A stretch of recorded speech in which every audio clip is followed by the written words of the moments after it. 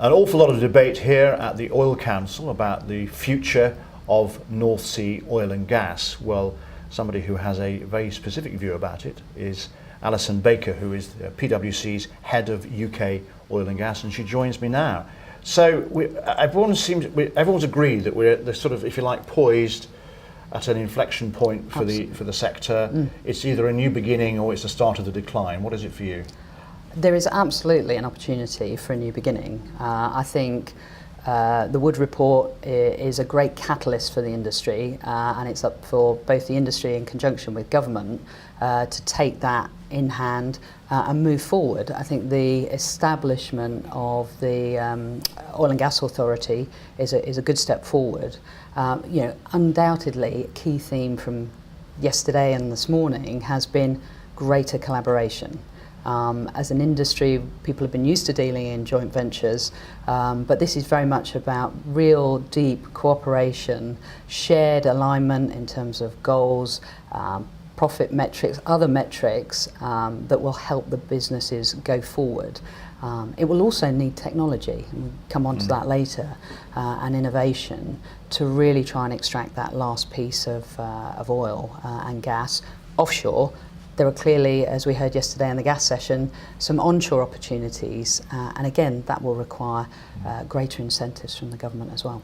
Now, you talk about collaboration, but it is, for many people, a slightly hazy concept. Yes, there's always been collaboration in this industry, but what do we actually mean? What is the new kind of collaboration that isn't just a question of laying off risk? Yeah. It's actually about collaborating so that what you end up with is more than the sum of the parts. Yeah. No, I mean, you absolutely have to do that, and that's about trust. It's also about getting the right behaviours within that party. We've seen in the past where people have created shadow organisations because they might not be operating the venture, but they don't trust the person that is operating it. So actually, how do you create efficient business models? And we work very closely with a number of our clients in actually looking at what's the right business model here, but more importantly, how are you structuring this, and have you really thought about some of the upfront stuff around what are the objectives? Have we got joint alignment? How are we going to behave when we come together in executing this project? As an industry, we've been great at delivering huge projects, and execution discipline is often pushed as one of the key skills within the sector. But actually, I think it needs to take a step back and saying, are we behaving in a collaborative way, and how are we measuring the right mindset and attitude around that? But I suppose to do that, you've got to, if you're going to collaborate, you've got to first of all share a common strategy, which is a proper strategy rather than just a sort of collection of figures on a spreadsheet. But also you've got to share a certain, it's getting to the kind of fluffy area. It's sharing a common culture, a common set of ideals. Yeah, and I guess, strategy, we've seen over the last day, so many times speakers talking about their business, looking at realigning what that strategy is, and indeed our colleagues at Strategy they're spending a lot of time in the industry talking to particularly the independents, the mid-caps. What is it we should be doing as we look forward? As you talked about, we're at this inflection point. Where do we invest?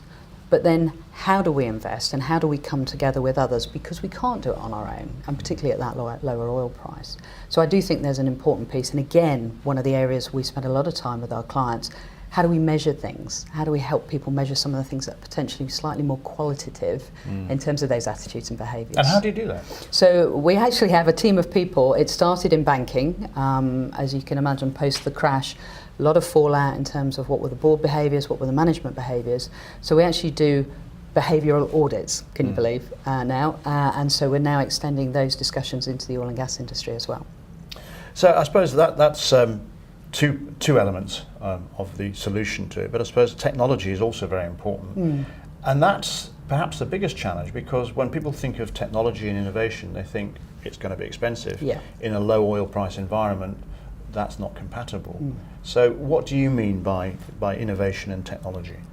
Well, I guess low oil price environment clearly has an impact on the top line in terms of drives revenue.